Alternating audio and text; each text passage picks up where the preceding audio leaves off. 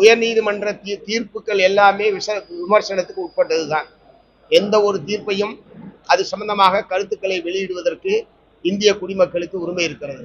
அந்த அடிப்படையில் தான் மதுரை பாராளுமன்ற உறுப்பினர் தோழர் சு வெங்கடேசன் எம்பி அவர்கள் திருப்பரங்குன்றம் தீபம் சம்பந்தமாக மதுரை உயர்நீதிமன்ற கிளை விடுத்த உத்தரவை விமர்சித்து அது தீப திருவிழாவாக இருப்பதற்கு பதிலாக கலவர தீபமாக கலவர பூமியை திருப்பரங்குன்றத்தை மாற்றுவதற்கு மதவாத சக்திகள் முயற்சிக்கிறார்கள் என்று சமூக ஊடகத்தில் அவர் கருத்தை வெளியிட்டிருந்தார்.